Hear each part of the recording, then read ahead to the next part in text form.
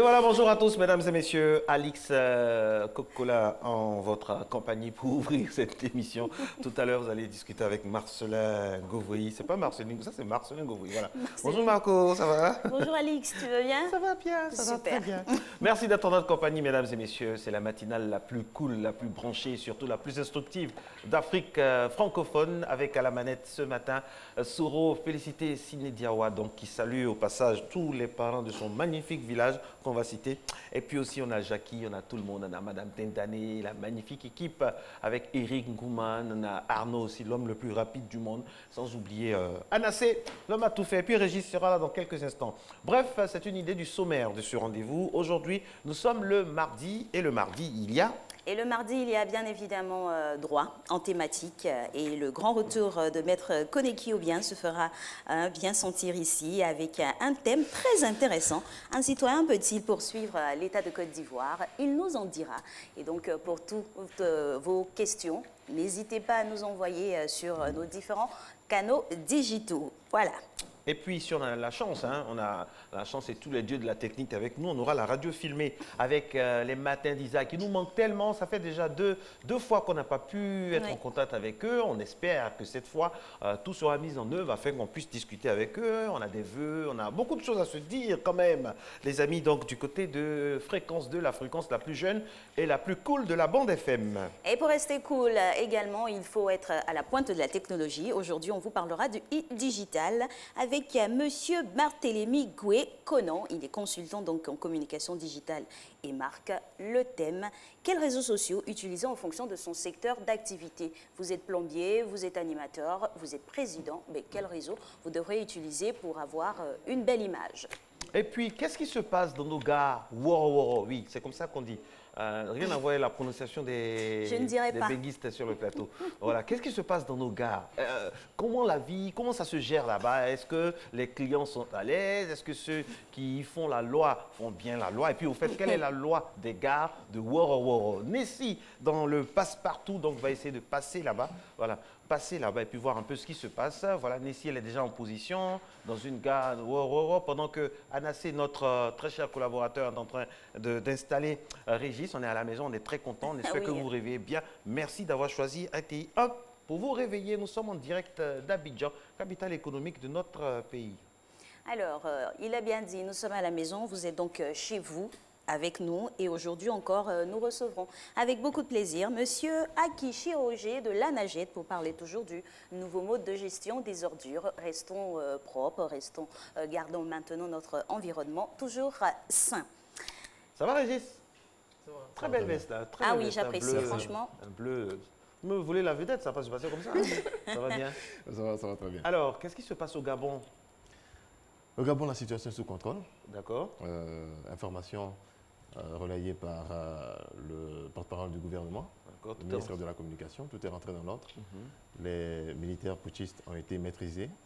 Donc, nous allons donner l'information tout à l'heure. Absolument. Un peu plus détaillé. Justement. Merci beaucoup de nous rassurer, mesdames et messieurs. 5h58 aujourd'hui. Nous sommes le 8 janvier 2019, bien sûr.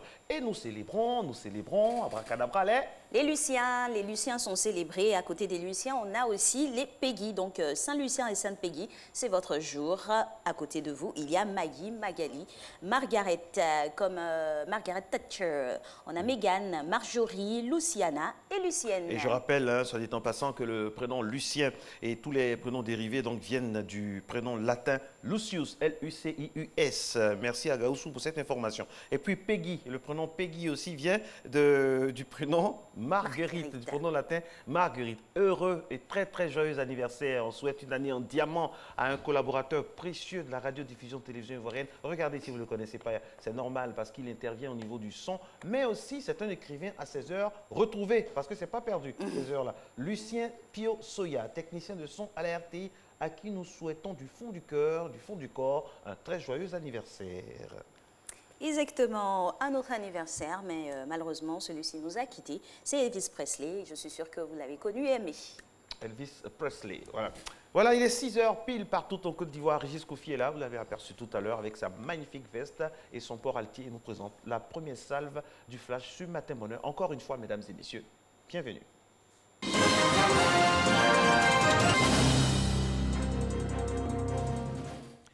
Madame, Monsieur, bonjour. Merci de nous rejoindre dans ce premier point de l'actualité.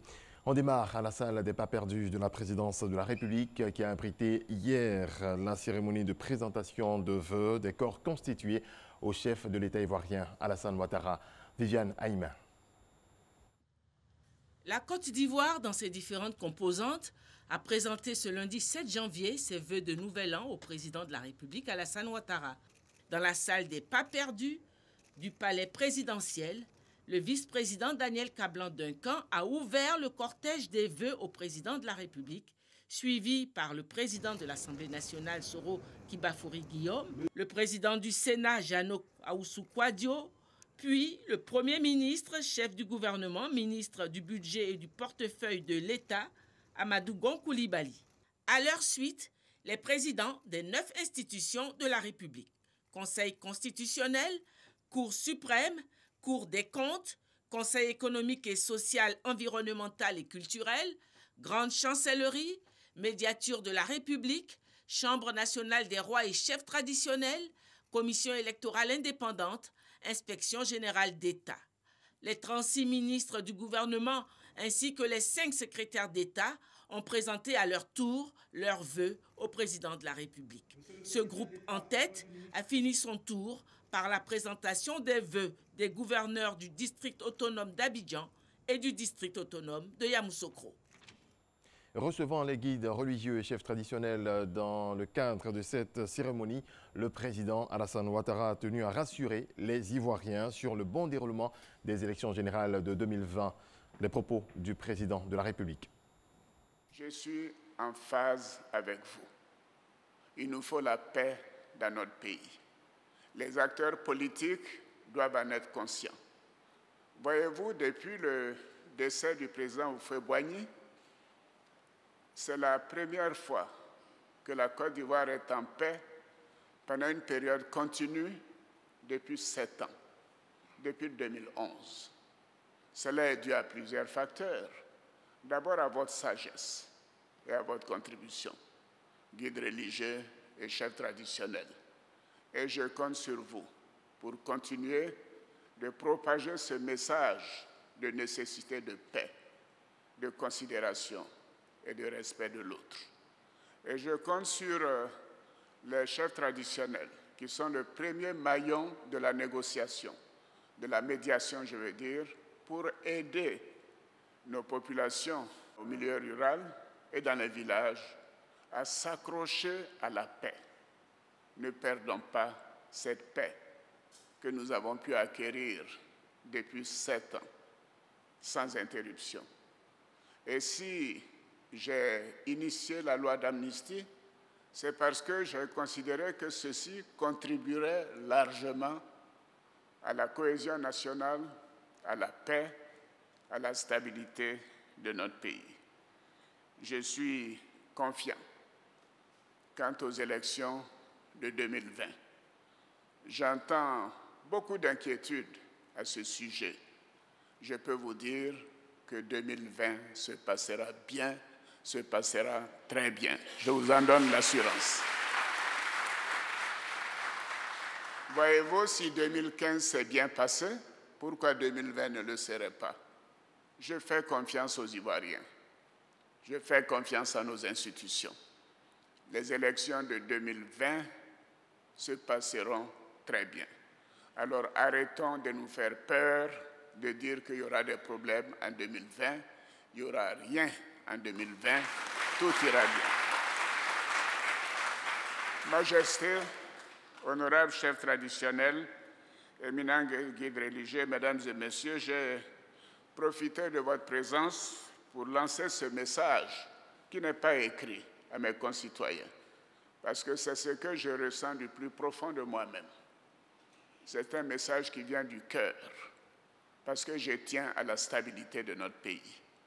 Je tiens à la paix en Côte d'Ivoire, et vous pouvez me faire confiance. Nul ne sera en mesure de troubler cette paix tant que je serai à la tête de la Côte d'Ivoire. Les investisseurs européens analysent les opportunités d'investissement dans la filière cacao. La Chambre de commerce européenne en Côte d'Ivoire a réuni les acteurs du secteur, notamment ceux du privé et aussi les autorités publiques et diplomatiques. Cheikh Koné. L'Afrique représente à elle seule 71% de la production mondiale du cacao, dont 40% proviennent de la Côte d'Ivoire. L'activité cacaoyère, mamelle nourricière de l'économie ivoirienne, contribue ainsi à 40% des recettes d'exportation et rapporte environ 4 000 milliards de francs CFA par an. Cependant, plusieurs défis importants demeurent pour la valorisation de ce secteur stratégique. Il s'agit entre autres de la transformation locale, la traçabilité et l'assurance qualité dans l'activité cacaoyère. S'il n'y a qu'une chose à retenir, c'est faire en sorte que les producteurs de cacao puissent bénéficier d'une rémunération raisonnable. Donc c'est pour ça qu'on parle d'une meilleure répartition des revenus dans la chaîne de valeur de la filière cacao. Cette rencontre de haut niveau, composée essentiellement d'investisseurs européens et ivoiriens, a permis de présenter les opportunités d'investissement dans ce secteur. Nouvellement porté à la tête de l'Organisation internationale du cacao ICCO, en remplacement de l'Ivoirien Jean-Marc Anga, le Belge Michel Arion a saisi l'occasion pour partager sa vision sur les enjeux de la valorisation du cacao à l'échelle mondiale. On s'est concentré sur, d'abord, une base de données, je dirais, une production de statistiques et de suivi de marché, de prix, d'importation, d'exportation, de volume, etc. Et nous avons donc une base de données d'environ 40 ans de chiffres sur l'économie mondiale du cacao. Les échanges entre acteurs ont permis d'analyser et de situer à l'intérieur d'un contexte mondial les enjeux de l'économie cacaoyère. C'est en 2009 qu'a été créée la Chambre de commerce européenne en Côte d'Ivoire, EURECHAM. Elle est l'initiative d'hommes d'affaires et de dirigeants majoritairement des entreprises et groupes implantés en Côte d'Ivoire. Voilà, c'est tout pour ce 6h. Je serai de retour à 6h30 pour le développement de l'actualité africaine. Dans quelques instants, donc, cher Régis, et vous savez maintenant, hein, c'est déjà le rythme, on l'a. On passe pour le sport. Aujourd'hui, on va vous faire travailler les cardiovasculaires. Vous savez que le cœur a besoin de se bouger, a besoin de travailler pour pouvoir bien pomper le sang, pour que la régulation se passe bien dans l'organisme. Et bien, avec Matin Bonheur, vous avez tout ça par le truchement de notre cher coach Cyril Niamké.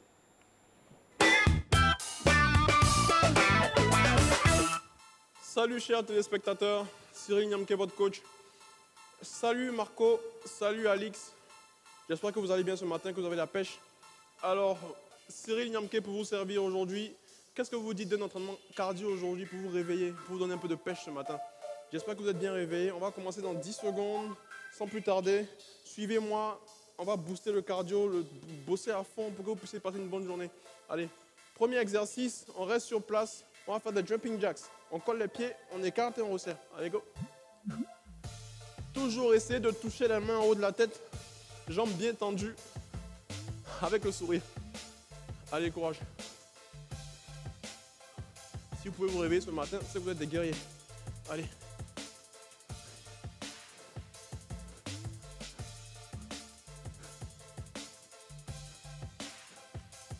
Allez, on va au tapis. On va poser les mains au sol. Une jambe en arrière, la deuxième et on ramène les deux. On se redresse. Une jambe en arrière, la deuxième suit et on ramène les deux. On se redresse. On va faire des burpees. On appelle ça des burpees. Des exercices assez cardio, mais qui vous aident à brûler un max de calories.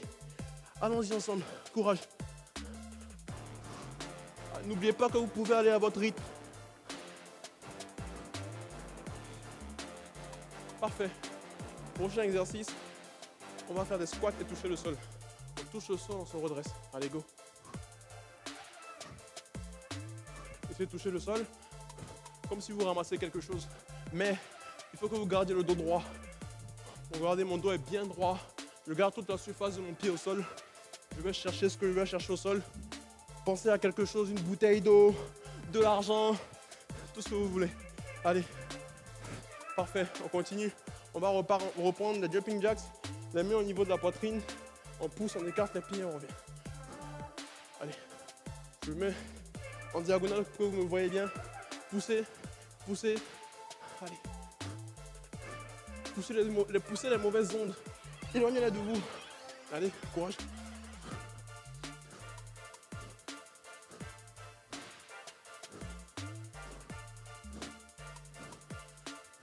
Parfait. Maintenant, un pied devant, les mains au niveau de la poitrine. On va donner des coups de poing sur place.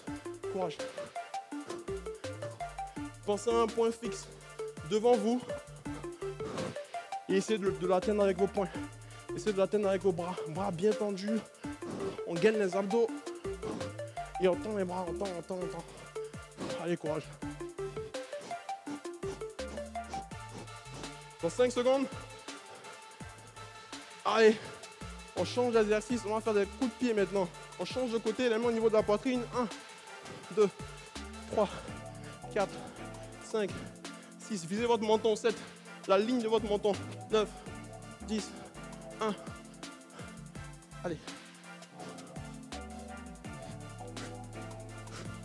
Jambes bien tendues. Allez chercher. Allez, courage.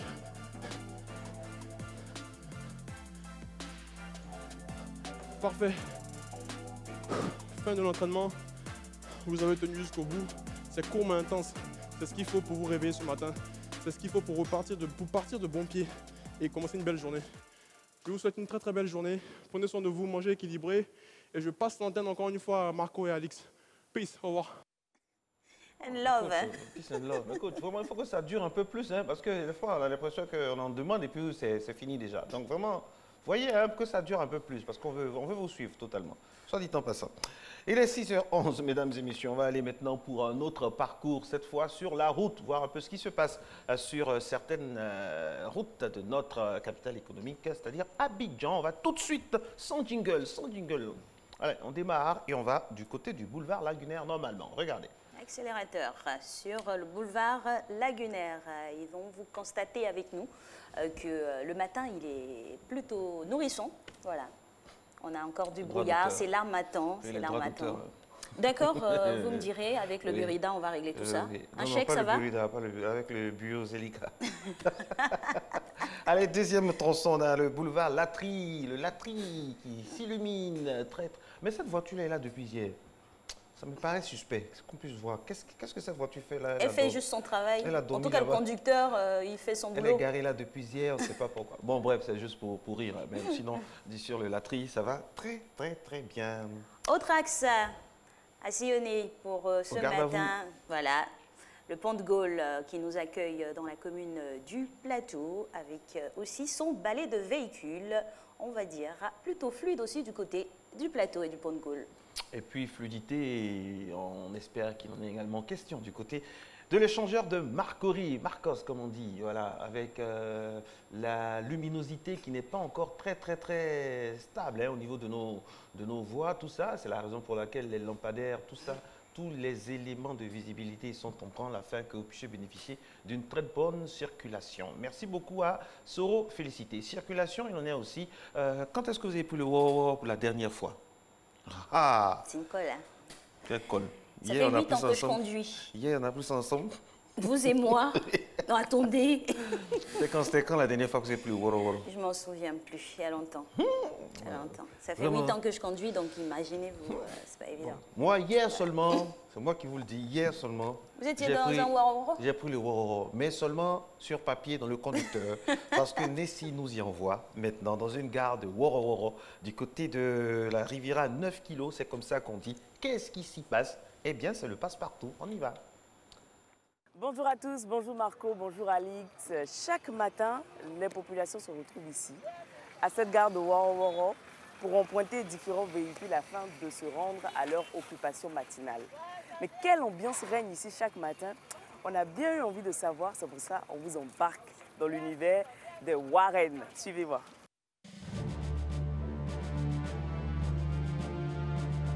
Bonjour. Bonjour madame. Alors c'est quelle destination ici? C'est Bonoumen. Bonoumen. Oui madame. Ah, d'ici on part à Bonoumen. Oui. C'est combien le transport? C'est 200. D'accord. Donc je suis Nessie, je ne me suis pas présentée. Et vous? C'est Oussou. Oussou, vous êtes chauffeur ici? Chauffeur à la gare de Bonoumen. Ah, ça se passe bien ici? Oui. Bien. C'est difficile, mais ça se passe bien. C'est difficile. C'est quoi la difficulté? Ce sont les passagers qui vous embêtent un peu trop ou bien c'est quoi? Non, le problème c'est la monnaie. Sinon, ce n'est pas les passagers, ce n'est pas les chauffeurs, c'est la monnaie. La monnaie? La monnaie. Comment ça? Parce que c'est la monnaie qui est au centre de nos difficultés. S'il n'y a pas de monnaie, il n'y a pas de transport et puis on est là. Non, mais en fait, le problème, c'est que le passager n'est pas censé avoir la monnaie. C'est vous, les chauffeurs, qui devez avoir la monnaie. Et comment le chauffeur fait pour avoir la monnaie si les passagers ne lui donnent pas? Mais comment le passager aussi fait pour avoir la monnaie? Mais quand il veut aller quelque part, il ne se peut pas. D'accord. Donc le chauffeur, en fait, les passagers doivent être les plus préparés. Oui. Puisqu'ils savent, ils connaissent exactement le prix de la destination vers où ils vont. Oui. Moi, ce que je fais, moi, je me lève, je me débrouille pour avoir le prix de mon carburant. D'accord. Voilà. Et je viens au travail. Une fois que je viens au travail, la personne qui veut aller, qui veut se déplacer, doit payer moi mon carburant. Et moi, en échange de mon carburant, c'est 200 francs mon transport. Ben, si la personne vient payer la monnaie, je fais comment? Je ne peux pas vendre. Mon carburant reste et la personne reste aussi à son argent. C'est comme ça. Mais comment vous arrangez? Bon, on essaie de faire avec... il y a certaines personnes qui viennent avec la monnaie. Par contre, d'autres, quand ils ne viennent pas, mais si je trouve que j'ai assez de jetons, je libère celui qui n'a pas la monnaie. Et chaque jour, c'est comme ça? Chaque jour. Chaque jour que Dieu fait. C'est comme ça. Le matin, quand vous sortez de chez vous, directement, c'est le problème de la monnaie qui vous torture l'esprit. Même au coucher, quand on va se coucher, même on sait que demain on doit aller travailler. Déjà, il y a une crainte parce que tu sais que tu n'as pas gardé assez de jetons. Et quand tu vas venir matin, là, ça sera plus compliqué. Mais en fait, c'est ce que je dis, on fait avec. C'est notre métier, on a décidé de faire ça. Donc, on fait avec. Quelqu'un va venir te dire, ouais, tu fais quoi la monnaie? Depuis le matin, tu travailles, tu n'as pas monnaie. Mais si depuis le matin, je dois travailler et que je te dis, il n'y a pas la monnaie, c'est que ma poche est pleine. Ma poche est pleine de jetons. Et je vais marcher, tu vas voir, ou bien dans ma voiture, il y aura beaucoup de jetons, mais je vais faire quoi avec? C'est ce que je dis toujours. Il n'y a pas quelqu'un africain ici qui va se promener avec jetons. La personne va se promener plutôt avec des billets. Donc s'il y a jetons là, tu vas donner pour avoir des billets. Et je travaille. Moi, ma base, c'est les jetons. Si je n'ai pas de jetons, je n'ai pas de travail. Donc, je ne peux pas avoir les jetons, aller garder chez moi, et puis venir me lever le matin. Voilà. Et puis, je vais lutter encore avec les jetons. Pourtant, c'est à la maison. Ça fait quoi?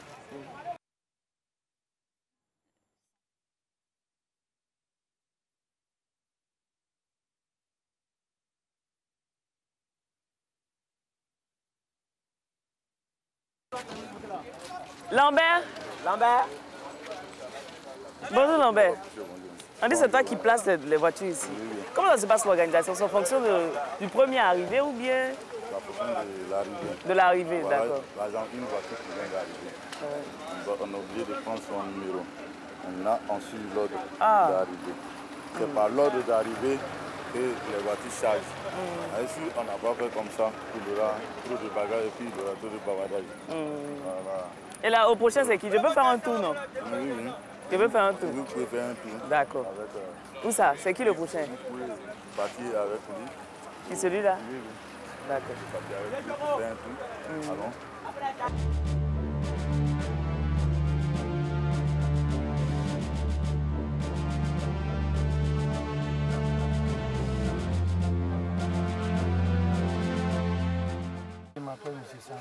Vous allez où? À gauche.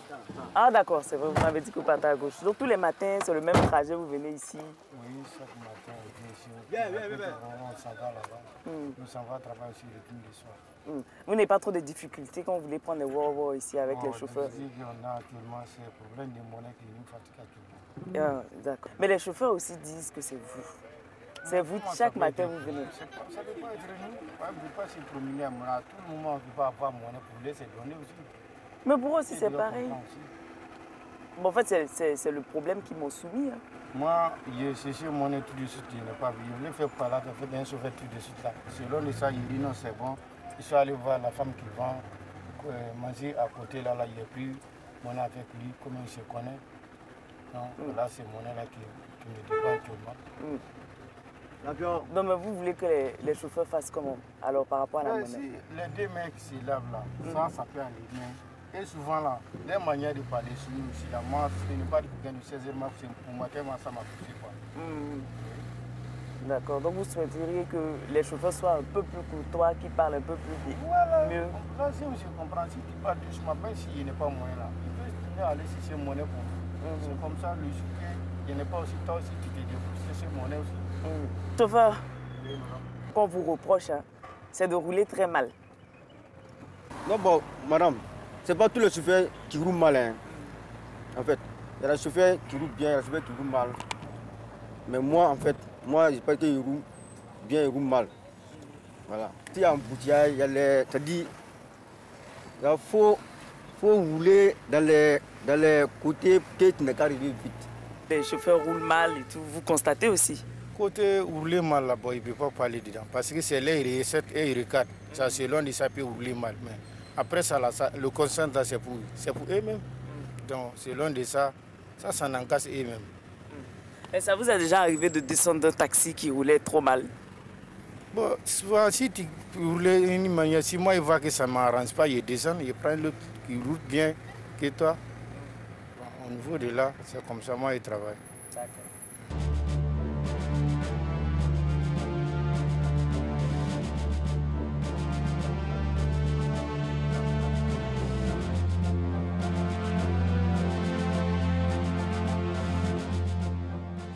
Mais voilà, Marco, Alix, le constat est clair. Hein? Le problème de monnaie est une véritable plaie. Comment pallier ce problème-là? Je vous invite à répondre à cette question chez vous. Vous avez peut-être la solution? On vous écoute. On va y répondre certainement, on va dire, avant la fin de ce programme. Mais avant, nous passons pour notre e-digital. C'est la chronique qui nous accueille maintenant. On vous l'avait annoncé, hein, le thème « Quels réseaux sociaux utiliser en fonction de votre secteur d'activité ?» Avec nous, un érudit qu'on prend plaisir à suivre. Il est déjà en plateau avec nous. Bonjour, Monsieur Conan. Bonjour. Bonjour Marcelin, bonne année à vous. Merci. Bonne année à vous également. Merci. Alors c'est le premier thème de l'année, c'est un thème assez global, hein, très intéressant du reste. Quels réseaux sociaux utiliser en fonction de votre secteur d'activité, juste après le jingle?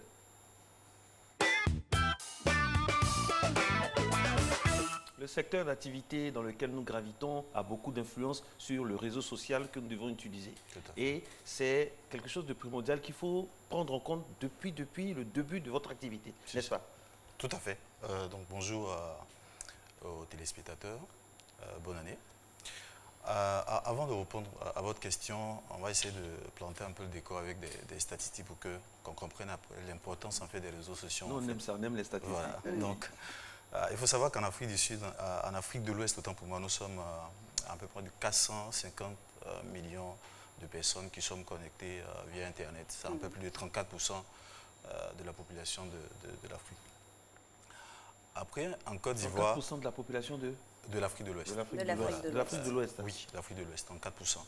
En Côte d'Ivoire, c'est 6 millions, 305 millions à peu près, selon on va dire les institutions de statistiques.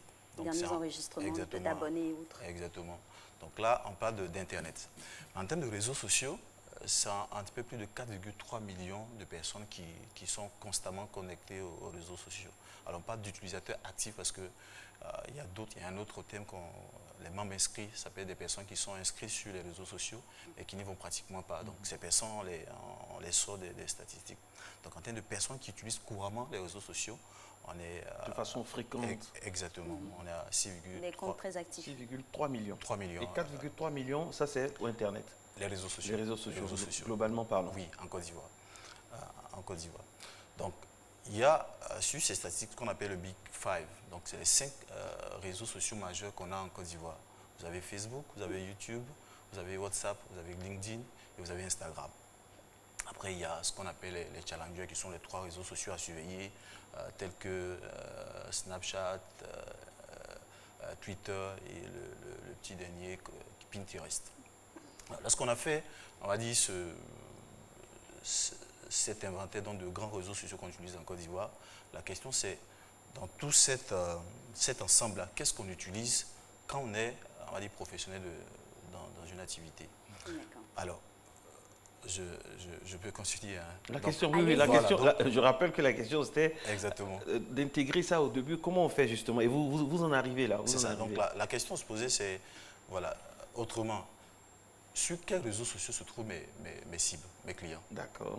ça vous permet de plus ou moins dégager ce qu'on appelle le persona. Le persona, en fait, c'est le personnage, l'espèce de personnage représentatif de votre cible. Sur quels réseaux sociaux mes cibles sont, quelles sont leurs habitudes de navigation, avec quelles elles se connectent.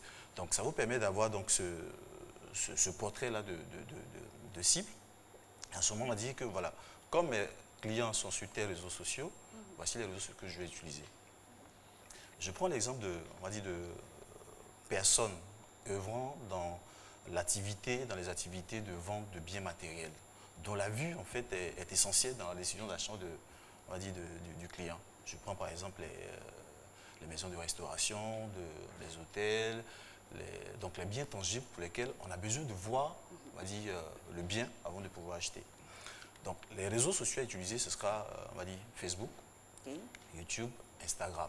Pourquoi? Parce que sur ces réseaux sociaux-là, l'image est de mise. Exactement. Donc il faut créer l'émotion. Et vous savez ce qu'on dit sur les émotions, les grandes émotions creusent l'estomac. Donc si vous réussissez en fait à créer, on va dire, l'émotion à travers les images, à travers les vidéos, par ces 3 canaux-là, vous réussirez en fait à convaincre. Exactement, creuser l'estomac du client. Il faut que l'esprit ait faim. Exactement. Donc c'est par ces réseaux sociaux-là que vous pourrez réussir à faire ça. Parce qu'ils font la part belle aux images à travers les différents filtres qu'ils utilisent. Pas besoin d'avoir, on va dire, une abada de réseaux sociaux. Allez-y, allez-y. Oui. Pas besoin d'avoir une armada de réseaux sociaux quand vous gérez une activité de ce genre-là. Après, vous avez un autre type de secteur qu'on peut appeler les activités de prestation de services, donc de vente de biens immatériels qu'on ne voit pas. Ça peut être, on va dire, la vente de logiciels, donc ça peut être le dépannage informatique, ça peut être les entreprises de courtage en bourse, les assurances. Ce sont des biens intangibles qu'on ne voit pas. Donc l'image ici n'est pas de mise. Est-ce que vous allez utiliser, on va dire, Instagram ou Facebook? Non, vous n'avez pas utilisé Instagram parce que voilà, Instagram est fait pour le visuel, pour le créatif, pour ce qui est esthétique. Donc vous vendez des choses qu'on ne voit pas besoin de vous encombrer avec Instagram. Vous allez choisir cette fois, voilà. Vous allez choisir cette fois on va dire, LinkedIn, parce que vous avez besoin de parler aux professionnels. Directement. Facebook, oui, parce que Facebook c'est un peu de tout. C'est une plateforme aussi. Exactement, où tout le monde y est et dans vos clients. Et puis Twitter, parce que vous avez besoin d'expliquer en fait, de réagir sur les actualités, on va dire en temps réel. Voilà. Ensuite, le dernier point, le deuxième secteur qu'on pourrait noter, c'est les hommes publics. Les hommes publics, alors il faut distinguer deux. Pourquoi vous nous regardez? Parce que les hommes publics, vous avez deux choses. D'un côté, il y a ceux qui doivent créer une image, donc les hommes publics, en fait, les vedettes de cinéma, de télévision. Donc vous avez besoin... On parle de nous, je pense, à ce niveau-là. Exactement. Et ce qu'on va faire, c'est qu'on va laisser un peu mijoter nos téléspectateurs. D'accord. Ils vont se faire une petite idée de ce que nous devrions utiliser. Ouais. On part pour la météo, Régis Kofi, et on termine avec vous dans quelques instants. Si le timing nous le permet, qu'on peut... Oui, ok, merci beaucoup. On me dit qu'on a le temps. Donc on y va à 6h28 avec Régis pour le flash. Merci beaucoup à la rédaction en chef. On y va.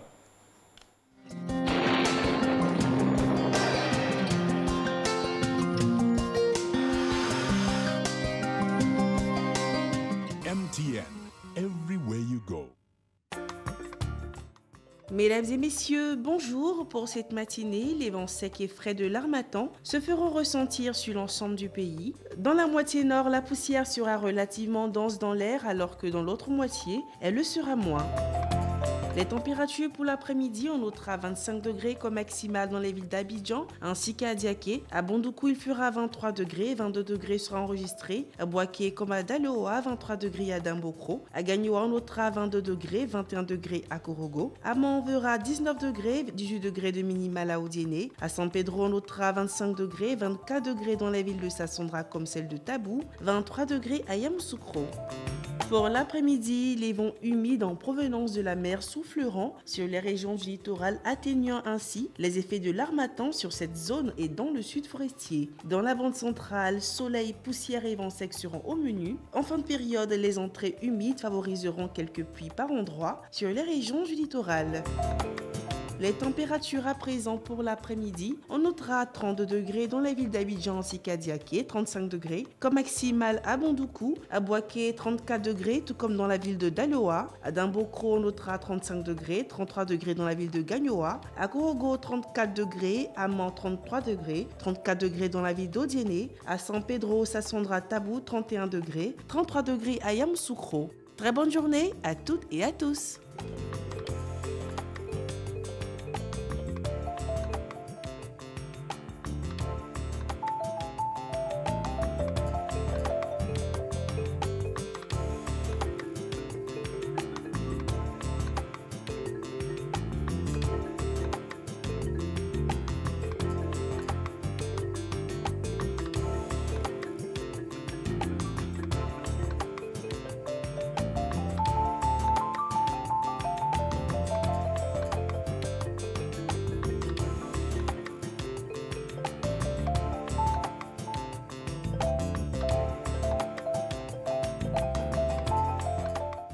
MTN, everywhere you go.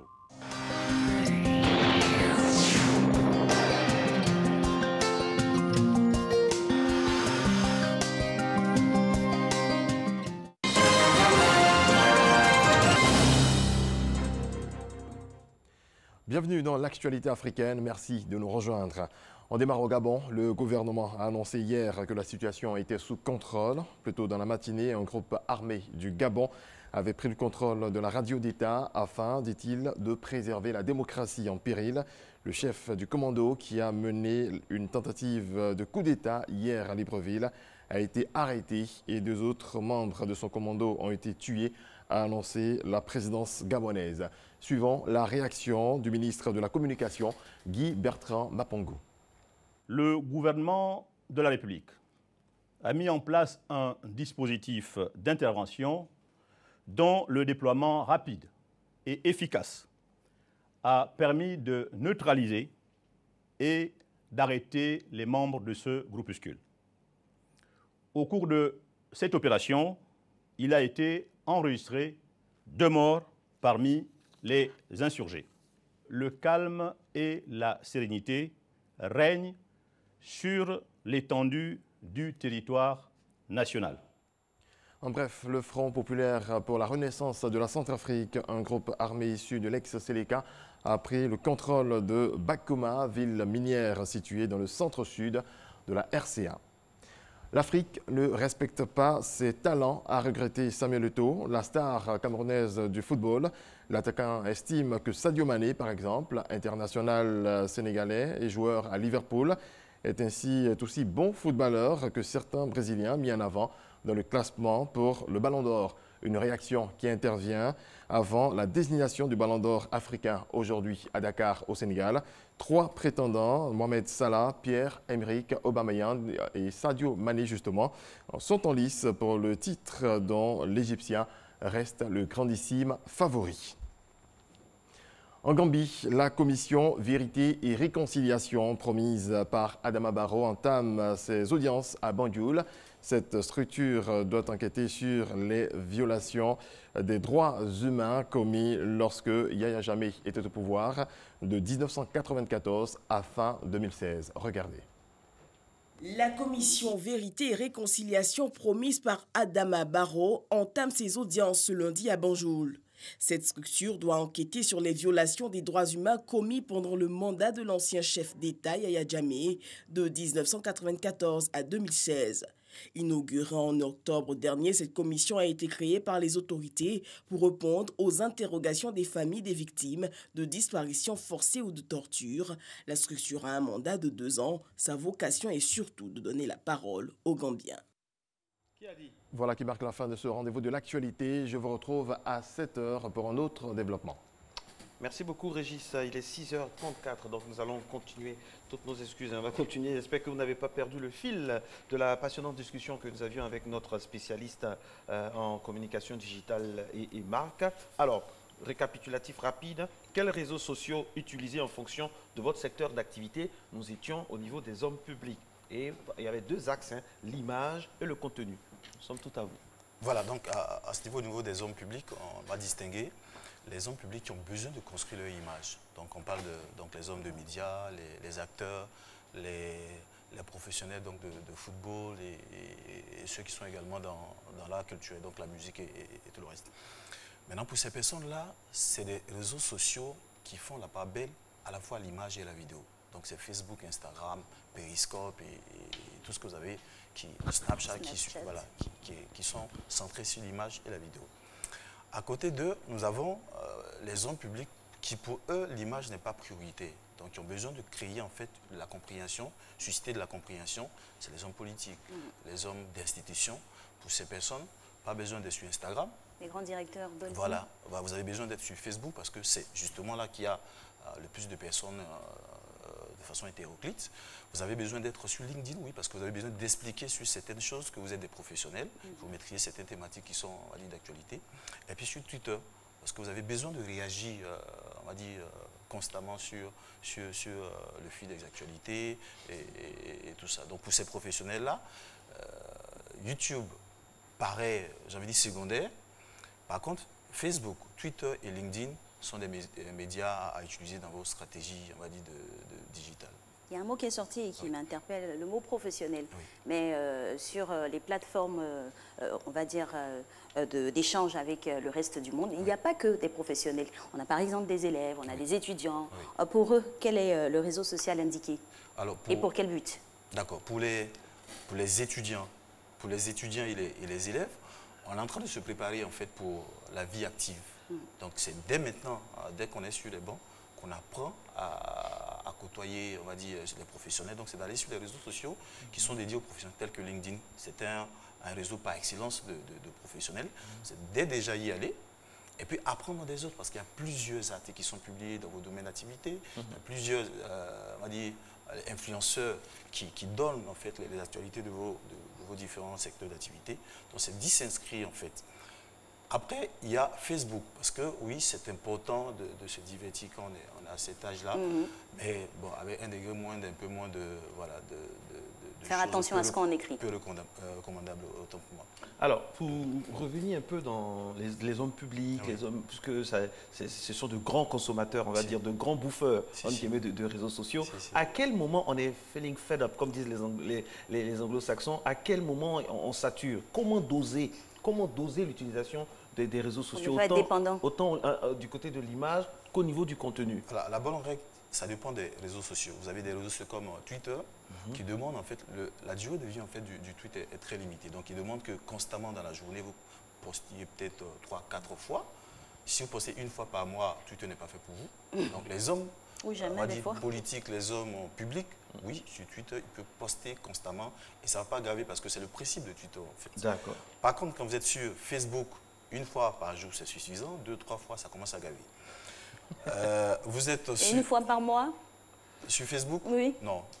Non, c'est un média commun. C'est un peu comme vous partez au bureau, où vous restez là, vous ne dites pas bonjour aux gens. Et vous dites bonjour aux gens chaque, on va dire, 2 semaines. Ça fait mal vu. Okay. Voilà. Donc, sur Facebook, minimum, on va dire un post par jour, maximum 2, pas plus. Vous gavez. Sur Twitter, 3 posts par jour, c'est la moyenne. Instagram, 1 fois, 2 fois chaque semaine, c'est suffisant. J'ai l'impression qu'il y a quelqu'un qui est en train de vérifier ses fréquences sur ce plateau. Oui, c'est quelqu'un là, c'est vous-même. Oui, non, du tout, mais du ensuite, tout. sur les autres? Sur les autres, après YouTube. YouTube, ça dépend. On va sur YouTube. Lorsqu'on a des contenus vidéo à partager. Si je suis un homme, vous êtes un homme public, vous n'avez pas de contenu vidéo, vous n'inscrivez pas sur YouTube. Il y a homme public aussi, puis il y a homme public. Parce que dans nos pays africains, tout le monde devient homme public maintenant, avec une petite vidéo de buzz qui fait un peu de buzz. Et moi, je rêvais toujours de vous poser une question. Qu'est-ce que vous pensez de ceux qui abusent des directs, des lives sur Facebook? Franchement. Et qui postent des photos 1000 fois dans la journée. Non, on va arriver aux photos, mais les lives, on abuse des lives. Tout le monde se lève. Bon, j'ai pas envie de dire par respect, je ne vais pas dire n'importe qui, mais tout le monde se lève pour faire des lives sur Facebook. C'est vrai qu'il y a la liberté, mais quand même. Oui. Vous savez, les réseaux sociaux ont aussi un petit côté pervers. C'est un peu comme des drogues. Vous devenez addict en fait. Malheureusement, il n'y a pas de, comme on dit toujours, il n'y a pas de rédacteur en chef là-bas. Ah non, malheureusement, il n'y a pas. Chacun son justement, c'est le but. Il n'y a pas de, c'est le but de nos émissions pour déjà, parce que c'est une nouvelle activité, c'est une nouvelle façon de faire. On a besoin en fait de donner bonnes règles d'usage aux aux différentes personnes. C'est le but donc, de ce que nous sommes en train de faire pour dire l'objectif que vous avez, qui est certainement de toucher les gens, vous pouvez gâcher cet objectif-là si vous en abusez. Oui. Voilà, donc avec les directs en un point fini, soyez sûr que plutôt que de susciter de la sympathie, de l'empathie de personnes qui vous suivent, vous créez ce sentiment de rejet. Lorsque ça commence, on ferme le direct. Donc, plutôt que de Combien de directs par mois? Après, sur l'ordonnance. Je ne veux pas te péremptoire sur ces choses parce que ça dépend en fait de votre activité. Exactement. Quand on a une spécificité, les humoristes comme ça, c'est. Voilà, vous avez besoin d'entretenir votre éditoire, votre public à vous. Vos publics. Donc, mais à dose homéopathique quand même. Bien sûr. Merci beaucoup. C'est toujours un plaisir de vous avoir. On a tellement envie de vous garder parce que ce que vous dites est très important. La semaine prochaine, on va approfondir ce sujet-là et aller sur d'autres secteurs, n'est-ce pas? C'est très important d'avoir ces gens de oui, c'est vraiment très important. Comme il disait, il fait aussi un travail d'éducation pour toutes les personnes qui utiliseraient ces réseaux sociaux sans savoir exactement celui qui vient également, celui qu'on va interroger maintenant, a également besoin des réseaux sociaux. Eh bien oui, et bien sûr de tout ce qui fait l'image, la communication. Il est avec nous, M. Akichi, Alain Roger, il n'est plus à présenter. Hein. Mais bon, on va le présenter quand même. Directeur de la communication et des relations extérieures de l'ANAGED, l'Agence nationale de gestion des déchets. Bonjour, M. Akichi. Bonjour, Alix. Bonjour, Marcelo. Comment ça va? Très bien. Alors, toujours. Alix, et nous, on avait une question la dernière fois. Beaucoup de questions. Beaucoup de questions. On dit que les agents de l'ANAGED passent en bordure de route et ne rentrent pas dans les quartiers. Est-ce que c'est vrai? Info ou intox? Je pense que... Bon, ce n'est pas de l'intox, hein. Je vous dis qu'il y a une question de déploiement qui se fait progressivement. Voilà. Donc, je demande à la population de garder son calme. Donc, tout va rentrer dans l'ordre. Parce qu'il y a des quartiers où vous allez, à l'intérieur, tout ça, passer de maison en maison, d'îlot en îlot, de l'eau en l'eau, tout ça, comme on dit. Mais il y a des quartiers où c'est périphérique. C'est quoi la stratégie, au fait?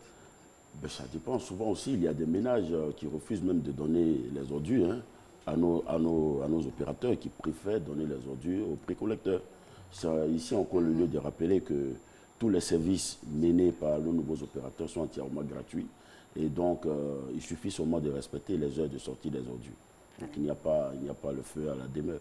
Et vraiment suivre les informations que l'on vous passe ici. Parce que là, moi, je me suis faite l'ambassadeur de votre message avec plaisir. Merci. Alors, monsieur le directeur, c'est chose faite, hein, la fermeture de la décharge d'Akwedo depuis le vendredi dernier.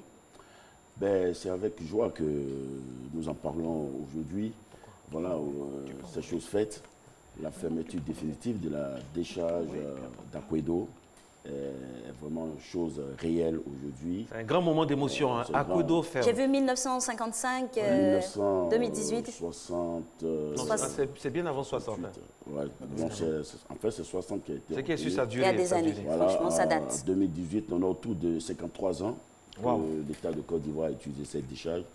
Donc, c'est le lieu de remercier la vaillante population d'Akwedo, surtout les riverains qui ont souffert des odeurs de cette décharge. Et bien, c'est le symbole de la fermeture de la décharge qui marque la rupture avec une gestion archaïque.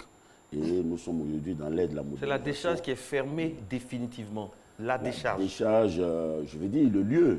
Voilà, ce lieu le lieu est fermé définitivement. Il sera dépollué tout doucement. Voilà, et donc il y a tout un programme de dépollution qui est mis en place avec une réhabilitation de cette décharge, un parc d'attractions, un centre de valorisation des déchets aussi, de tri des déchets. Et donc aujourd'hui, nous avons les yeux fixés sur Kosiouin.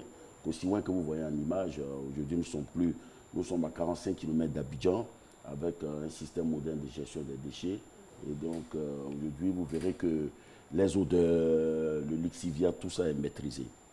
Voilà. Et les populations aussi adjacentes sont en sécurité, ça faut dire, parce qu'il ne faudrait pas qu'on ait un Akwedo bis ou des répercussions au niveau sanitaire, au niveau de la santé. Tout est fait pour qu'aux alentours, on soit en sécurité, n'est-ce pas? Si, tout est pris en compte dans ce centre de valorisation et d'enfouissement technique.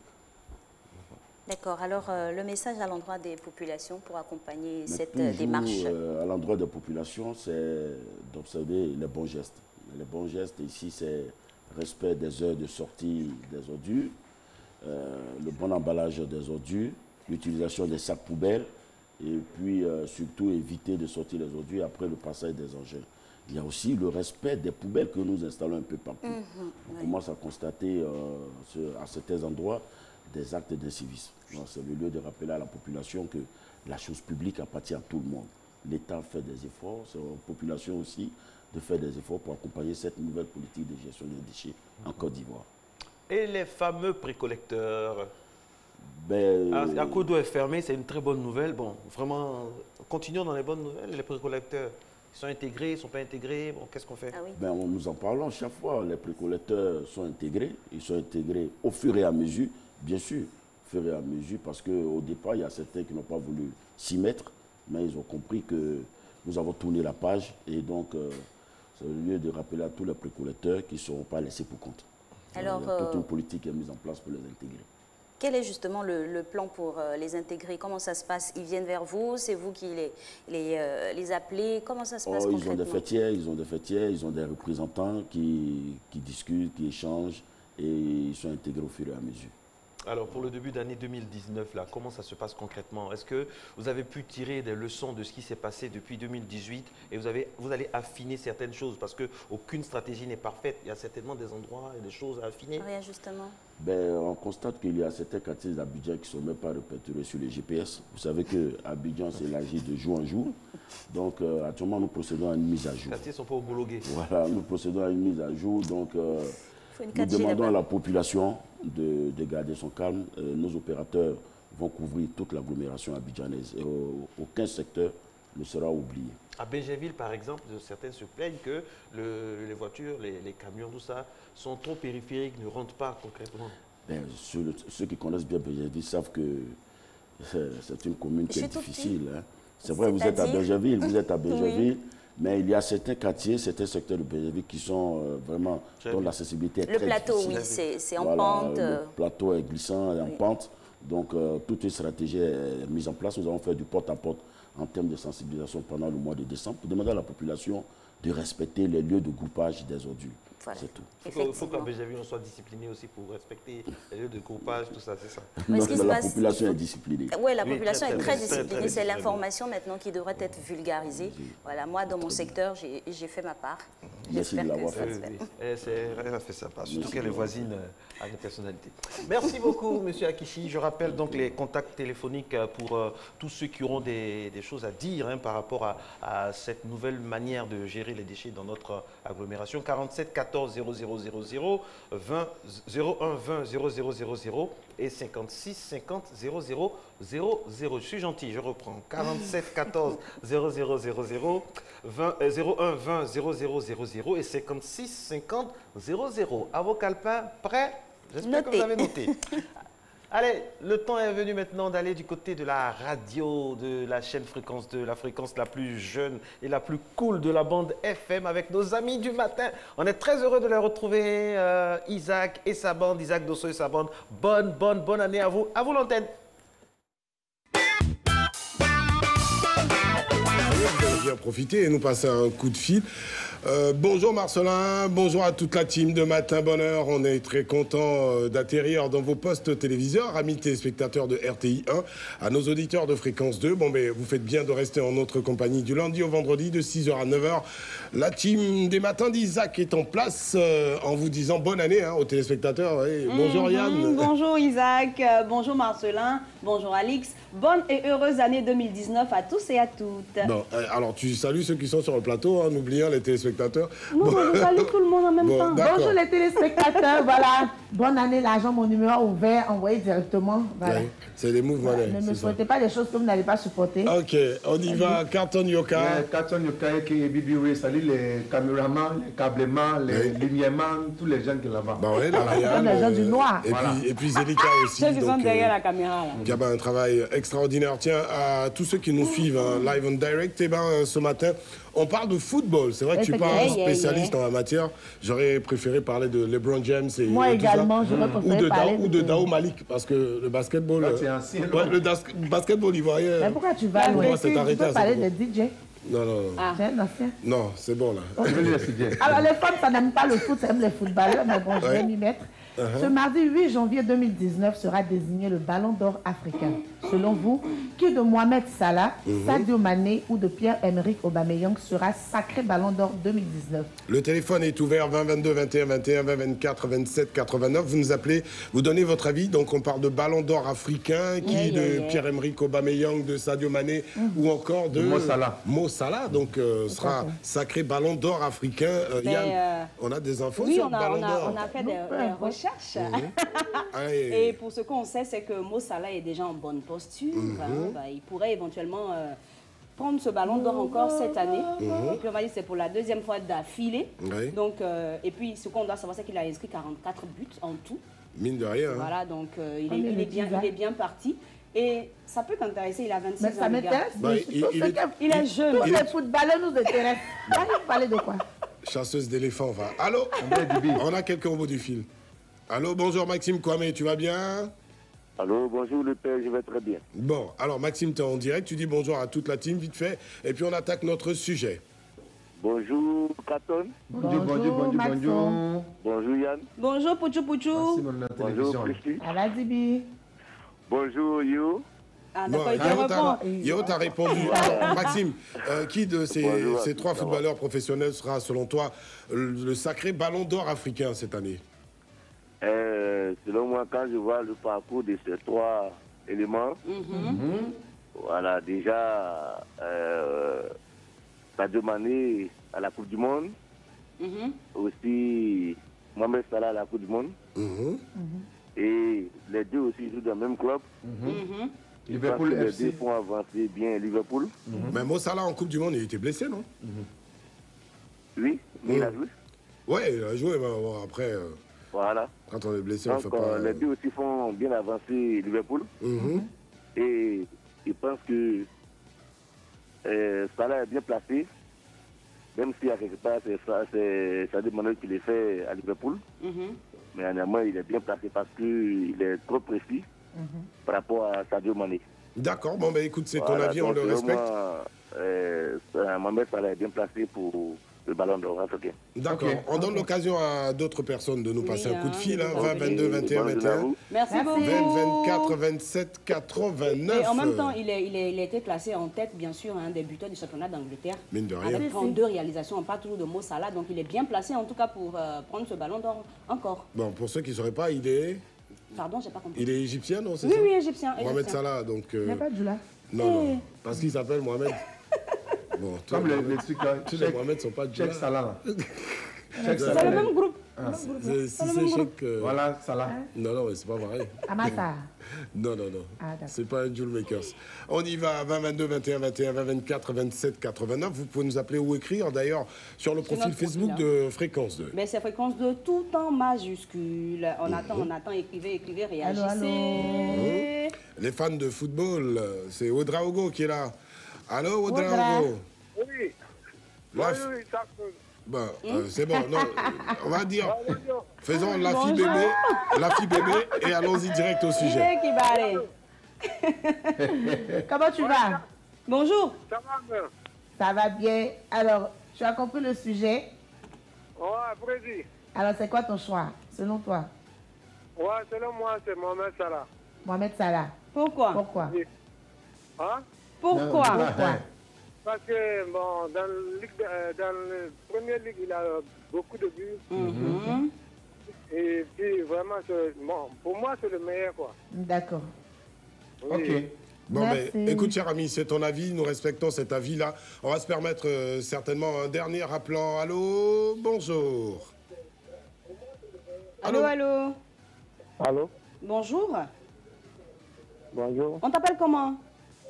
Mohamed Ouedraogo. Ah, Mohamed Ouedraogo. Alors, ton avis sur notre sujet? Vas-y, qui de Mo Salah, Sadio Mané, Pierre-Emerick Aubameyang sera sacré Ballon d'Or 2019? Bon, moi, je donne mon point à Mohamed Salah. D'accord, et pourquoi? Ton point là, non. Ton point. Bon, parce que il percute. Pour ces 2 années-là, il a été le meilleur joueur de l'Afrique. D'accord. Ouais. Ok. D'accord. Bon, bah écoute, c'est ton avis. C'est un avis tristouné, mais bon, on le prend tout de même. C'est bien noté. On rappelle aux auditeurs qu'à 7h10, on va relancer ce sujet. Vous pourrez encore nous appeler au 20 22 21 21 ou au 20 24 27 89. Plusieurs possibilités pour nous écouter et nous voir. On va pas répondre d'abord à ça. Pour nous voir, c'est simple. On va sur le site de la RTI. On tape www.rti.ci. On clique sur l'onglet radio filmé ou encore on peut télécharger gratuitement l'application mobile Fréquence 2 sur App Store ou Play Store. On déroule le menu et on clique sur l'onglet radio filmé. Alors, je voulais parler d'informations par rapport au Gabonais qui joue à Arsenal, à savoir Pierre-Emerick Aubameyang. En fait, il se pointe en tête du classement. Oui, il est Gabonais. On va durer à l'heure, on ne dit pas chez eux. Ah, pardon.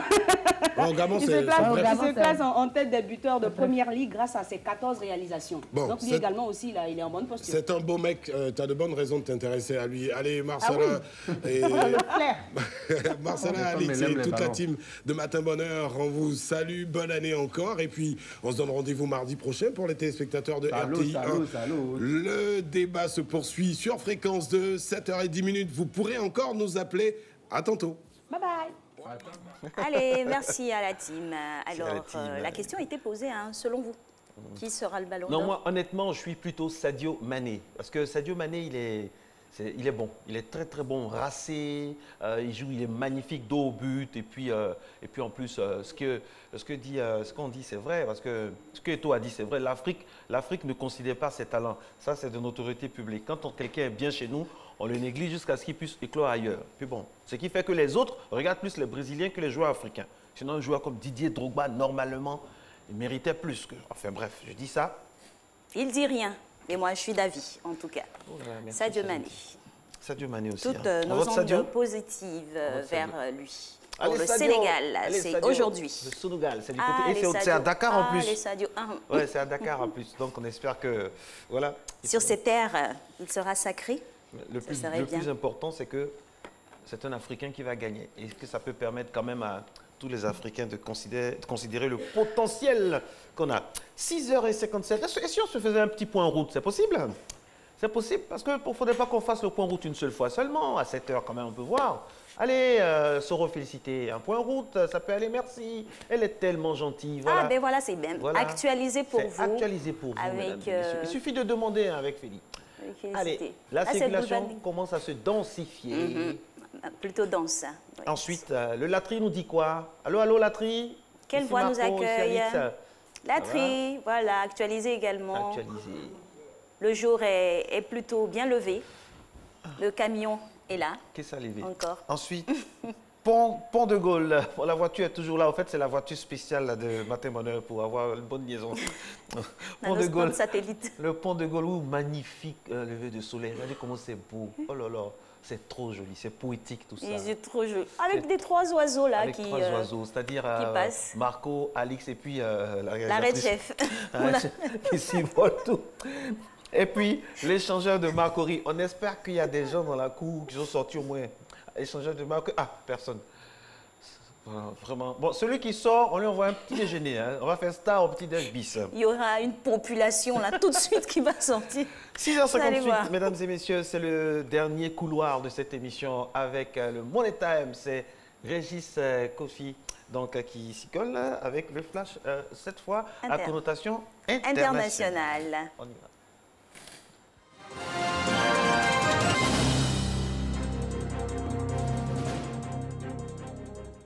Oui, Marco et Alix, vous faites bien de le dire. Bienvenue à toutes et à tous dans cette édition. En France, le cardinal Philippe Barbarin, jugé avec 5 autres membres du diocèse de Lyon pour non-dénonciation d'agression sexuelle, s'est fermement défendu hier d'avoir cherché à cacher des faits horribles perpétrés par un prêtre. Il était devant les juges du tribunal correctionnel. Je vous propose de suivre quelques réactions. Satisfaction dans le sens où chacun doit garder à l'esprit qu'on est dans un pays avec des valeurs d'égalité et qu'on est tous justiciables et que notre statut ne nous protège pas de cette justice. Je pense qu'il y a une différence entre des erreurs et des fautes de nature pénale.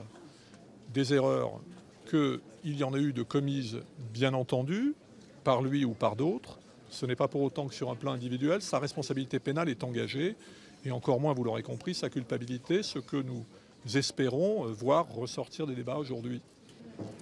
Que la lumière soit faite, que les actes répréhensibles soient jugés, débattus, reconnus, et que ça puisse permettre une avancée significative dans la protection de l'enfance, non pas que dans l'Église, mais d'une manière générale. Plus de 3500 personnes ont été piquées par des physalis, animaux qui ressemblent à des méduses. Ces bêtes ont envahi les côtes du nord-est de l'Australie, où les autorités ont dû interdire l'accès de plusieurs plages.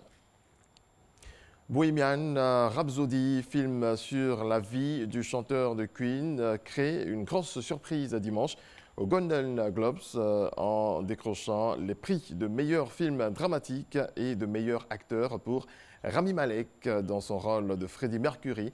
Les autres longs métrages primés lors de cette soirée très électrique rassemblant Le Gratin d'Hollywood, son Roma du Mexicain Alfonso Cuarón et Green Book de Peter Farrelly. Du football, Tata Martino est le nouveau sélectionneur du Mexique, ancien entraîneur du Barça. Il vient d'être sacré champion de la Major League Soccer avec Atlanta United, équipe qu'il entraînait depuis sa création en 2016. Il remplace Juan Carlos Osorio. Le ministre de l'Intérieur italien, Matteo Salvini, réunit à Rome les responsables du football italien ainsi que les responsables, les représentants des clubs, des supporters et des forces de l'ordre pour prendre des mesures afin de lutter contre le racisme et les violences dans les stades. Je suis pour responsabiliser les supporters en disant que celui qui a fait une faute, celui-là doit payer, a déclaré le ministre. Merci pour votre attention. La suite fin de Matin Bonheur, c'est avec Alix et Marco. Allez, vous allez nous dévancer dans le petit déjeuner, on vous rejoint tout à l'heure. Effectivement. Et il y a quoi, minute? Vous mangez quoi aujourd'hui? Un peu de croissant. Un peu de croissant. Pain sauchon. Kofi. Régis, donnez-nous la version officielle. Kofi. Sérieusement. Le plat Kali, on nous a dit que vous êtes un... Kofi. Mais d'accord, mais c'est bon, c'est léger, c'est complet avec du lait. Ce serait bien pour démarrer la journée. Et nous, la journée, elle se poursuit. Vous en conviendrez, notre petite balade télévisuelle avec beaucoup de ravissement. On part pour notre élément illustratif. Mais avant, vous savez, on va vous rappeler le thème aujourd'hui. Hein. Oui, le thème, Alix. Un citoyen peut-il poursuivre l'État de Côte d'Ivoire? C'est tout un programme. On va voir un peu comment cela se fait, dans quelles normes, dans quelles proportions. La première de notre avocat maison, Maître Koneki Yobian, qui vient chauffer à blanc et très très en forme. Il est sur notre plateau. Il va venir dans quelques instants seulement. On espère que vous êtes de tout cœur avec nous et que nous allons passer quelques bons moments ensemble. Je rappelle que cette émission est réalisée par Soro Félicité Siné Diawa, donc au niveau de la réalisation. Maître Koneki Yobian donc s'installe. Alix, je rappelle aujourd'hui que nous allons parler de plusieurs choses très importantes. On espère que vous avez vos calepins, hashtag Matin Bonheur, Instagram, Facebook, Twitter, tout ça, pour nous poser les questions en temps réel. Nous sommes en train de travailler à une technologie afin que vos questions passent directement à l'antenne. Oui, et voilà, là, ce sera bien, hein, Alix. C'est ça, vous, ce serait plus transparent. Plus transparent, voilà. Tout ça, vous nous envoyez vos questions et puis bon, on va se faire l'effort de restituer ça directement pour que vous puissiez, bien entendu, réagir. Maître, bonne année à vous. Merci. Bonne année. Merci. On est très heureux de vous voir en bonne santé, revenir. On est très, très heureux pour vous. Moi également. Et cette année, on aura des thèmes vraiment concrets qui touchent aux Ivoiriens, directement. Ah, tant que ces thèmes... font avancer la justice. C'est ce que je voulais dire. Okay. Non, je ne vous connais pas. Nous sommes en phase dans cette équipe. Nous sommes Allez, en phase. c'est parti cette fois pour la thématique. Réalisation Soro Félicité, rédaction chef Anzeli Kaoura. On y va maintenant pour l'élément thématique et après la discussion. Nous sommes dans le Money Time de cette émission.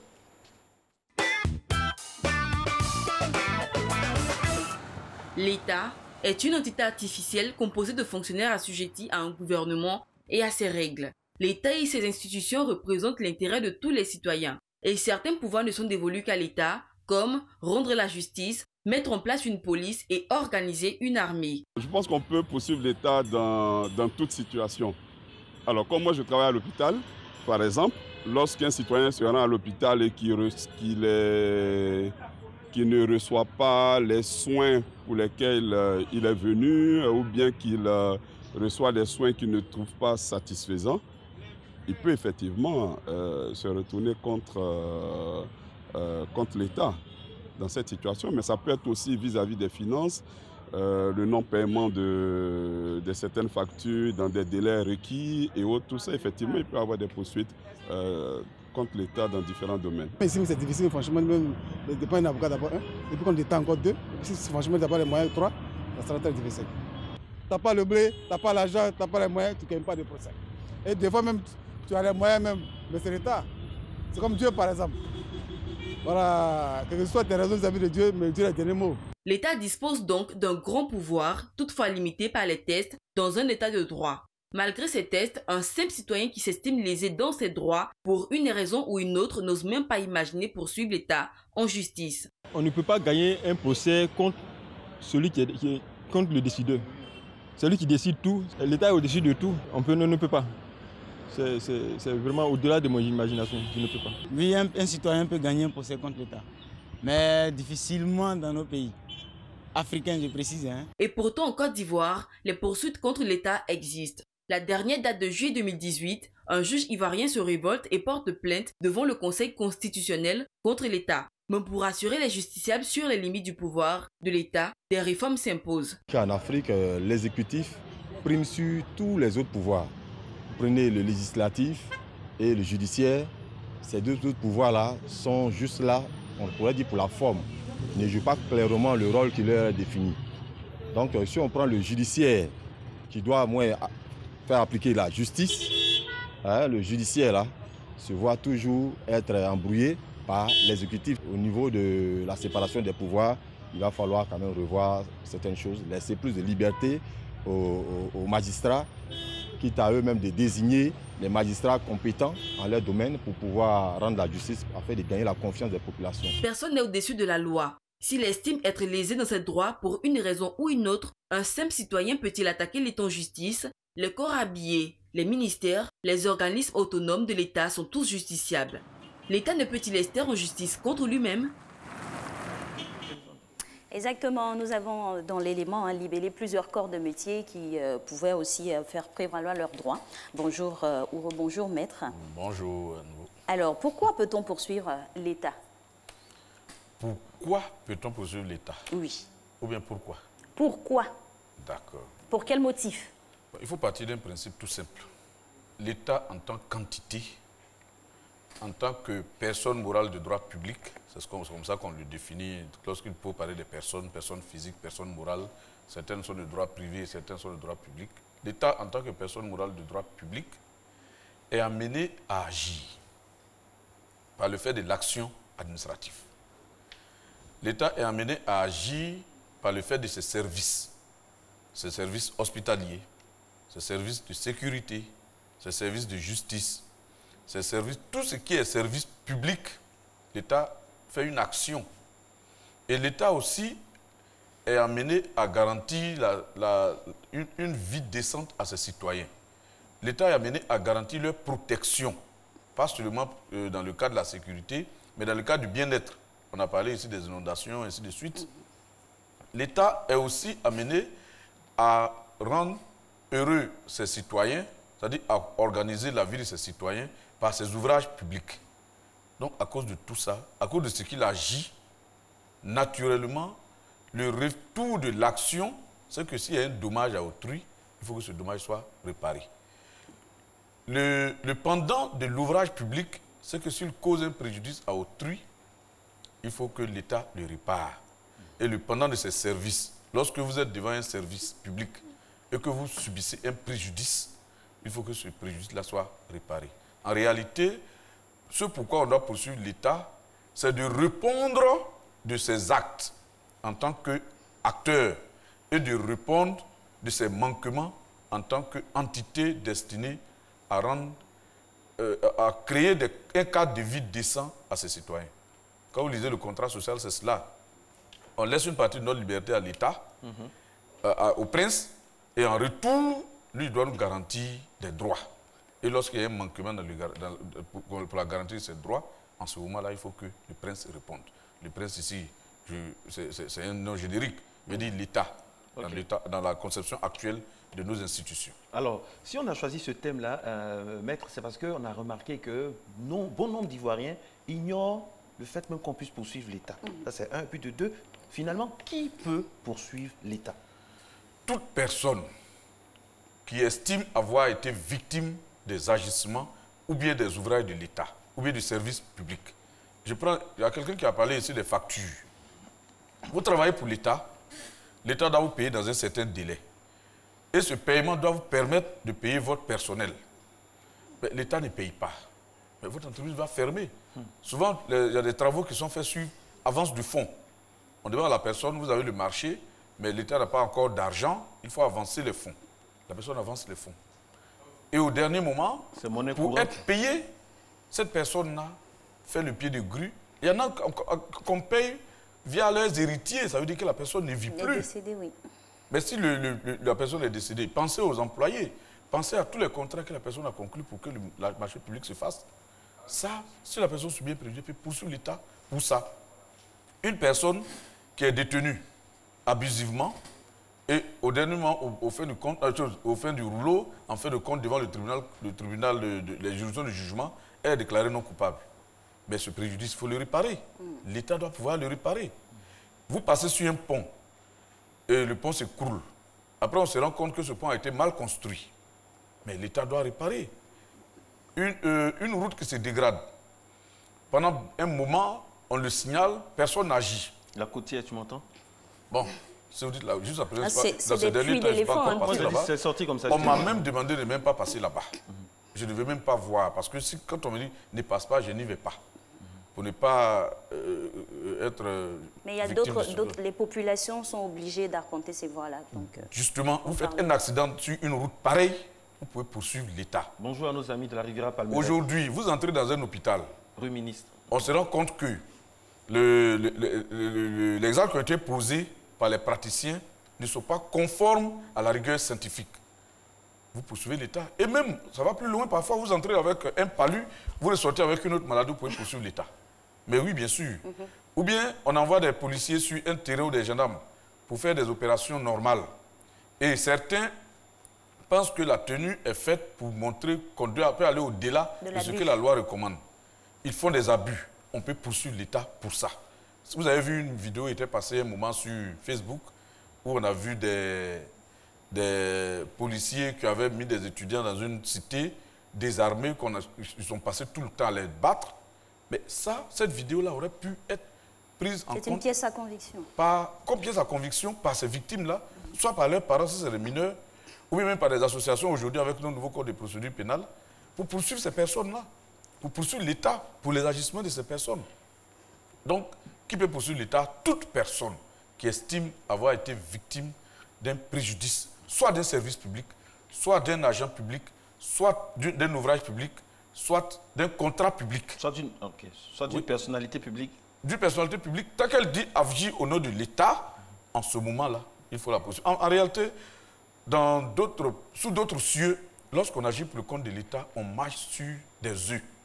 Parce qu'on n'a pas envie d'être pris à défaut pour l'acte qu'on pose.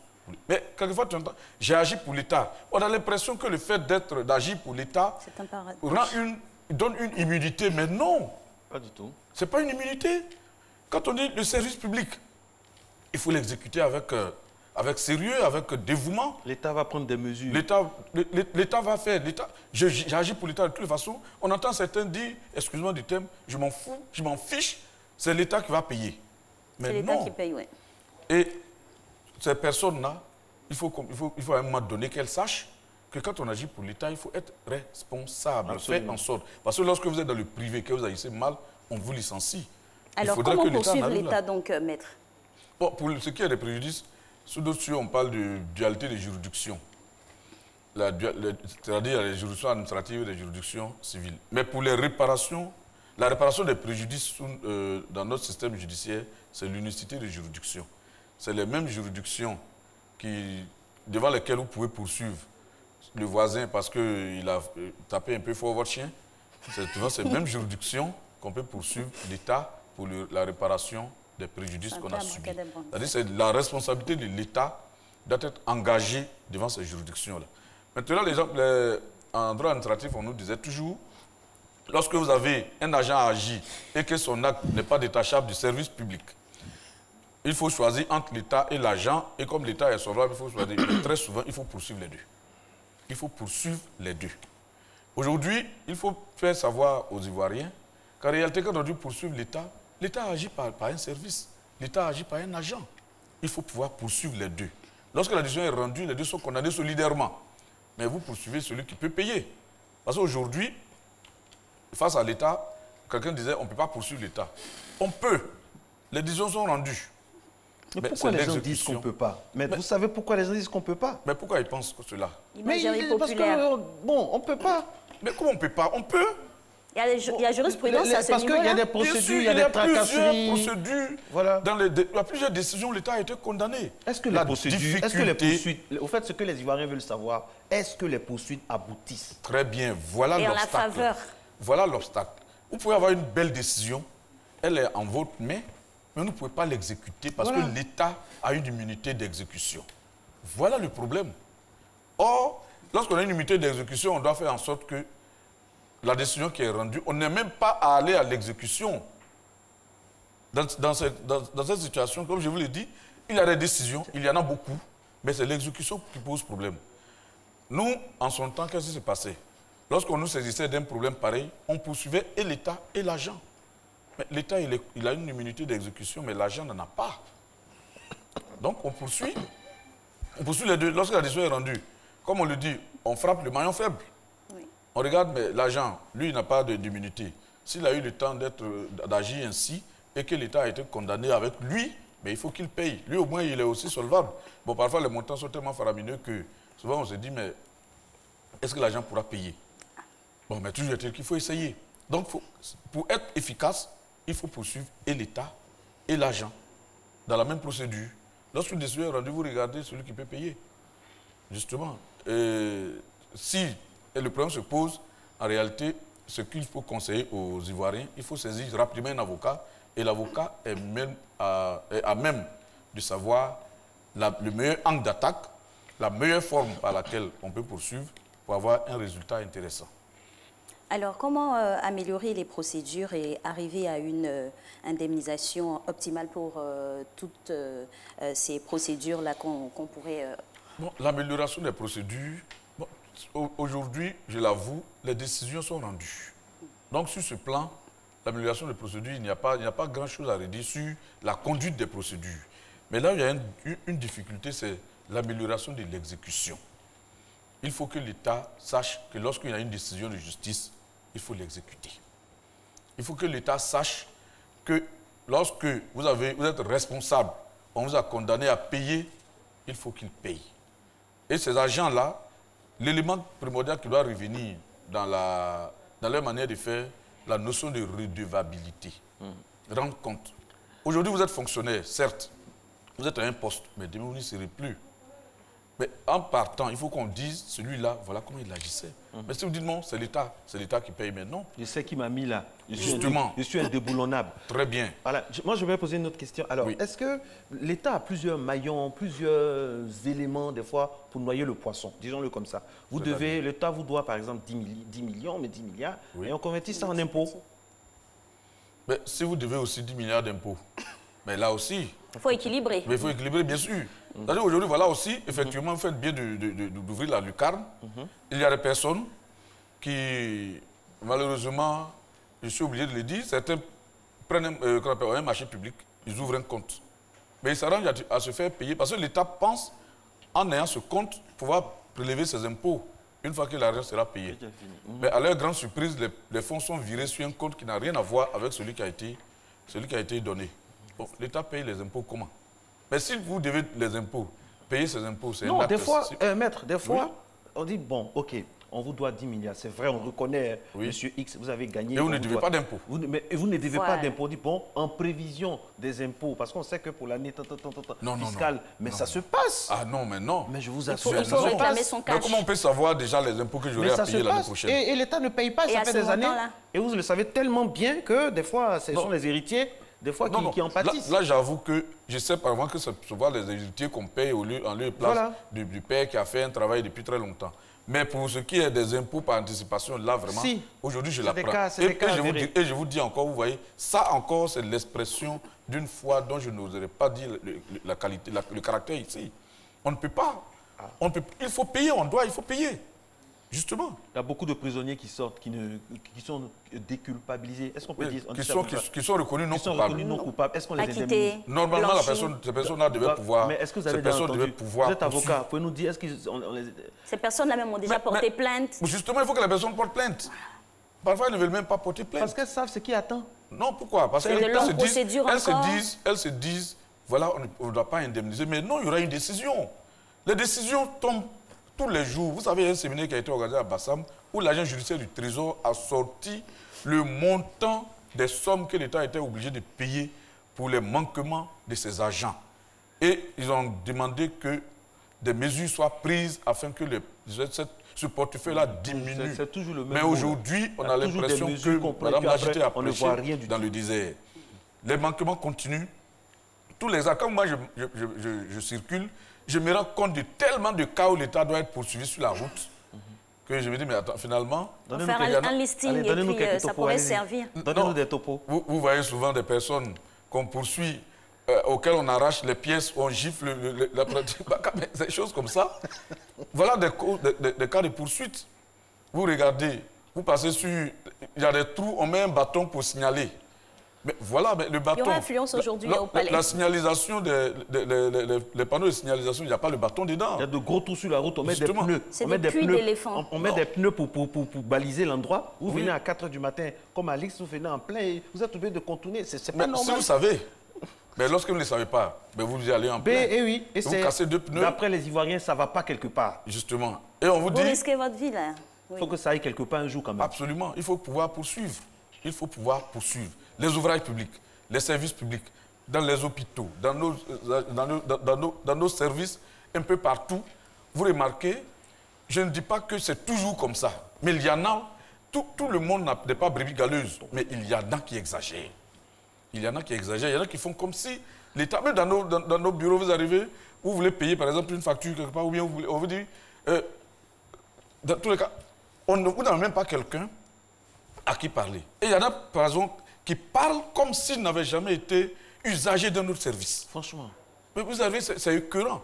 Et tous ces actes-là doivent pouvoir... Vous voyez, par exemple, pour un service qu'on doit faire le matin, pour 1 heure de temps, la personne s'en va tôt le matin, c'est le soir qu'elle va revenir. Merci. Merci. Parce qu'on n'a pas pu la recevoir à temps. Vous allez dans le bureau d'une personnalité qui vous chasse, qui est censée vous recevoir en 10 minutes, 15 minutes. Vous partez là-bas de 12 h, vous y restez jusqu'à 20 h. 20 h. Et ça, c'est dans des services de justice. Les lieux publics, hein. Lieux publics. Et ça, c'est pas normal. À la mairie, des fois, partout. Ça, c'est pas normal. Je ne dis pas non. Et le monsieur qui est censé avoir une caméra dans son bureau, il sait que vous êtes là. Il sait qu'il reçoit quelqu'un d'autre avec qui il vous reçoit à 20 h. Vous pouvez changer même vos chaussures tellement vous avez mal aux pieds. Mais moi, aujourd'hui, quand j'ai quelque chose à faire dans l'administration... Est-ce qu'on peut poursuivre pour ça? Oui, c'est cas de zèle. Non, mais il faut prouver que, par exemple, vous deviez aller à l'hôpital. Pas vous, forcément. L'individu lambda dans la situation. L'individu qui veut aller à l'hôpital, et il se trouve que, parce qu'il n'a pas été reçu à temps, son rendez-vous a dû être décalé, et que ce rendez-vous-là, le fait qu'il ait été décalé, son mal s'est aggravé de tel degré. Vous pouvez poursuivre. Ça, vous pouvez comme en France récemment, mais les personnes vous diront aussi qu'il y a trop de monde à recevoir. Parfois aussi, il faut que l'usager comprenne. Un agent peut régler un problème. Mais on veut en parler au patron. On va aller s'asseoir dans le bureau du patron. Non, mais tout dépend de la manière dont l'agent est c'est le patron même qui vous a mis rendez-vous. Ouais. Dans le cas d'espèce. Et vous n'êtes pas 150 dans la salle d'attente. Vous êtes seulement que 4 ou 3. Mais le patron, vous arrivez à midi, par respect. On vous reçoit à 20 h, 21 h moins. Il faut nuancer. Moi, je suis allé souvent dans des salles d'attente. C'est la réalité. Mais j'avoue on ne nuance pas, c'est la réalité. C'est une Chine populaire que j'ai trouvée. Et lorsqu'on demande, vous êtes là, pourquoi non, c'est un bonjour. Vous êtes là, pourquoi non, en fait, à la maison, là, il y a eu telle chose. Quand il y a un rendez-vous ferme, on parle du cas où il y a un rendez-vous ferme. Dans une administration, un rendez-vous ferme. Et vous êtes aussi quelqu'un d'un autre service, vous venez. Vous ne pouvez pas attendre 8 heures de temps. Non, en principe, non. Non, c'est pas possible. Oui, mais ça, c'est des préjudices mineurs, je veux dire. Parce que pour mais c'est des préjudices quand même. Oui, mais le diable est dans les détails. C'est petit comme ça que ça commence par arriver dans les grands. Ce dont je vais parler, les poursuites de l'État, voyons les dommages évidents. Voyons les dommages évidents.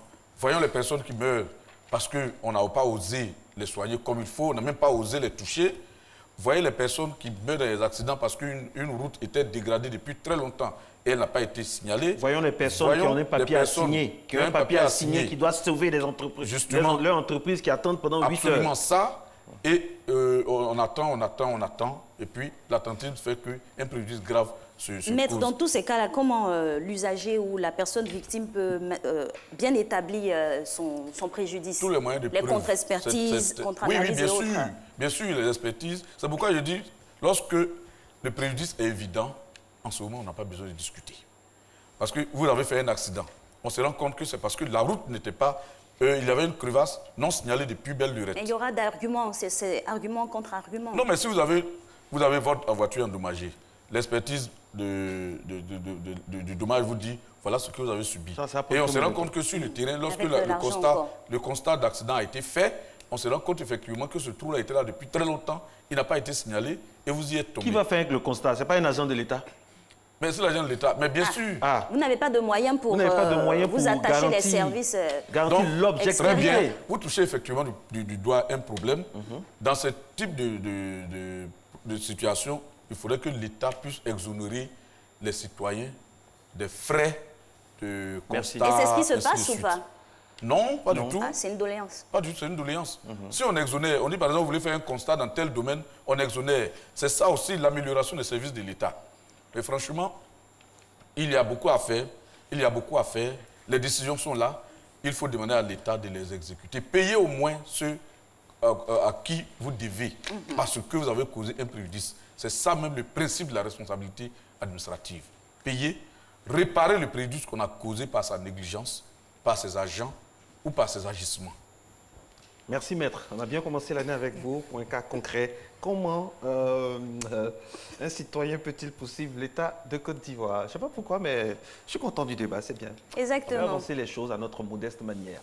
C'est ça, exactement. L'État doit faire preuve d'exemplarité. Donc, pour tous ces manquements, il faut faire face et être responsable. Nous avons été responsables de votre matinée. On vous dit belle journée et puis à demain.